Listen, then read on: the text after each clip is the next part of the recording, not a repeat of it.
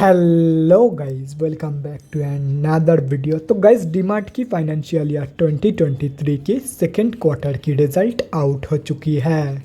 तो गाइस, इस वीडियो में हम लोग यही देखेंगे कि कंपनी ने सितंबर क्वार्टर में कैसी परफॉर्म की है, क्या क्या पॉइंट्स इंप्रूव हुई है एंड कहाँ कहाँ पे कंपनी ने डिटोरिएट की है, और कंपनी के फंडामेंटल्स भी चेक करेंगे और समझेंगे कि क्या ये कंपनी पैसे लगाने लायक है या नहीं। एंड उसके साथ साथ हम लोग कंपनी के टेक्निकल्स के बारे में भी डिस्कस करेंगे। तो गाइस, बिना टाइम वेस्ट किए कंपनी की फंडामेंटल एनालिसिस करते हुए वीडियो को शुरू करते हैं।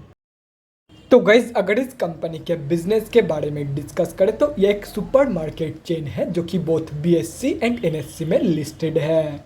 तो अभी अगर इस कंपनी के कुछ इंपॉर्टेंट फिगर्स के बारे में डिस्कस करें तो 2,78,942 करोड़ की है कंपनी की मार्केट कैप।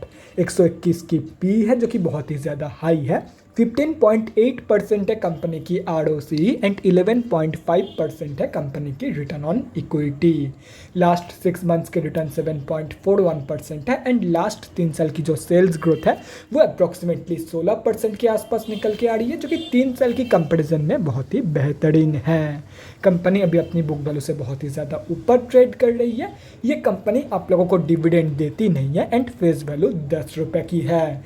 तो अभी अगर इस कंपनी की सितंबर क्वार्टरली की रिजल्ट के बारे में डिस्कस करें तो सितंबर 2022 की क्वार्टर की अनऑडिटेड स्टैंडअलोन फाइनेंशियल रिजल्ट आप लोगों के सामने है एंड यहाँ पे जितने भी सारे फिगर्स है वो सब क्रोर्स में दिया हुआ है।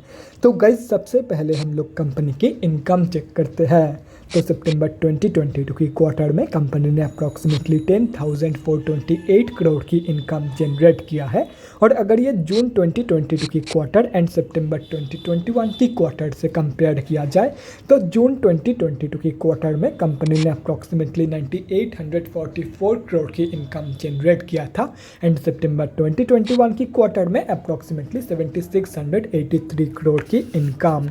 तो ईयर ऑन ईयर बेसिस पे and quarter on quarter basis पे दोनों में ही कंपनी ने एक हेल्दी पॉजिटिव इनकम ग्रोथ दिखाई है इन सितंबर 2022 की क्वार्टर।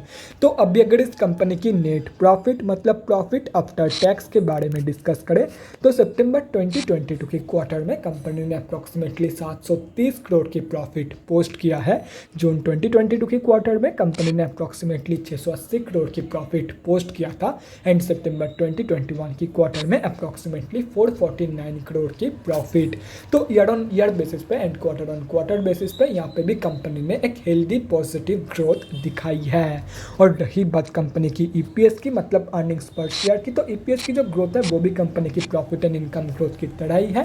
यहाँ पे भी आप लोगों को एक हेल्दी पॉजिटिव ग्रोथ देखने को मिल जाएगी on both year on year basis and quarter on quarter basis.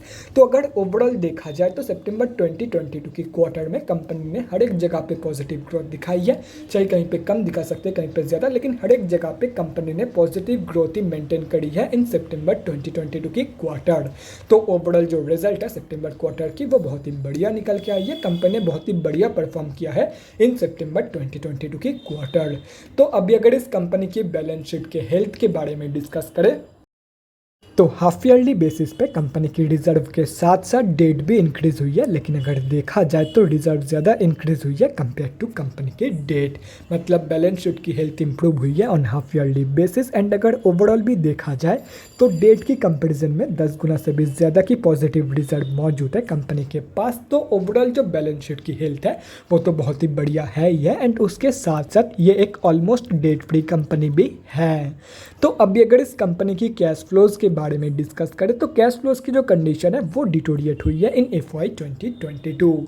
FY 2021 में कंपनी के पास पॉजिटिव 86 करोड़ की कैश फ्लोज मौजूद थी, जो कि अभी डिटोरिएट होकर नेगेटिव में जा चुकी है एंड अभी कंपनी के पास नेगेटिव 96 करोड़ की कैश फ्लोज मौजूद है। और रही बात कंपनी की शेयर होल्डिंग पैटर्न की, तो गाइस सितंबर क्वार्टरली की शेयर होल्डिंग पैटर्न अभी तक आउट नहीं हुई है, लेकिन अगर जून क्वार्टरली की शेयर होल्डिंग पैटर्न देखा जाए तो अकॉर्डिंग टू जून क्वार्टर की शेयर होल्डिंग पैटर्न इस कंपनी में प्रोमोटर्स की होल्डिंग है 74.99%, एफआईआईज की 8.59%, डीआईआईज की 6.88%, गवर्नमेंट की 0.02% एंड पब्लिक की 9.52%। एंड अगर पब्लिक में देखा जाए तो एक ही बड़े रिटेलर की होल्डिंग है। एंड अगर ये कैलकुलेट करते हो तो इस कंपनी में हम अब जैसे छोटे मोटे रिटेलर्स की जो होल्डिंग है वो अप्रॉक्सीमेटली 7.5% के आसपास निकल के आ रही है अकॉर्डिंग टू जून 2022 की क्वार्टर। तो गाइस अभी कंक्लूजन पे आते हैं कि क्या आप लोगों को इस कंपनी में पैसा लगाना चाहिए या नहीं। तो देखो गाइस, कंपनी की जो ग्रोथ है वो बहुत ही बढ़िया है एंड उसके साथ साथ ये एक फंडामेंटली स्टेबल कंपनी भी है। तो आप लोग डेफिनेटली इस कंपनी में पोजीशन प्लानिंग कंसिडर करके चल सकते हो for both short term and long term. तो गाइस अभी अगर इस कंपनी के टेक्निकल्स के बारे में डिस्कस करें तो यहाँ पे हम लोग आ चुके हैं एनएससी के डेली चार्ट पे। तो गाइस सबसे पहले हम लोग ये समझते हैं कि कंपनी में अभी चल क्या रहा है। तो गाइस कंपनी अभी अपनी 200 की मूविंग एवरेज से ऊपर ट्रेड कर रही है, मतलब कंपनी अभी ऑफिशियली अप ट्रेंड में है। लेकिन अगर देखा जाए तो अभी ये कंपनी 4557 रुपीज़ के लेवल से बहुत ही तगड़ा सेलिंग प्रेशर फेस कर रही है। एंड यहाँ पे कंपनी ऑलमोस्ट एक एम पैटर्न की फॉर्मेशन या तो फिर डबल टॉप पैटर्न की फॉर्मेशन भी कर रही है। तो गाइस अभी अगर इस कंपनी में फ्रेश एंट्रीज के बारे में डिस्कस करें तो सबसे पहले हम लोग स्विंग ट्रेडर्स के बारे में बात करते हैं। तो देखो गाइस कंपनी अभी जहाँ पे ट्रेड कर रही है यहाँ पे अभी दो चीज़ हो सकता है। हो सकता है कि यहाँ पे एक एम पैटर्न फॉर्म हो जाए एंड उसकी breakout he company they they and उसकी ब्रेकआउट होने के बाद आप लोग 4000 रुपये तक की फॉल एक्सपेक्ट कर सकते हो फ्रॉम दिस कंपनी, जो कि इसकी नेक्स्ट सपोर्ट बेस है। तो simply wait for the reversal from this support base. जब कंपनी ऐसे रिवर्सल शो करेगी तब रिवर्सल के कंफर्मेशन के बाद 4557 रुपीज़ के लेवल के लिए एक बहुत ही बढ़िया स्विंग ट्रेड प्लान कर सकते हो।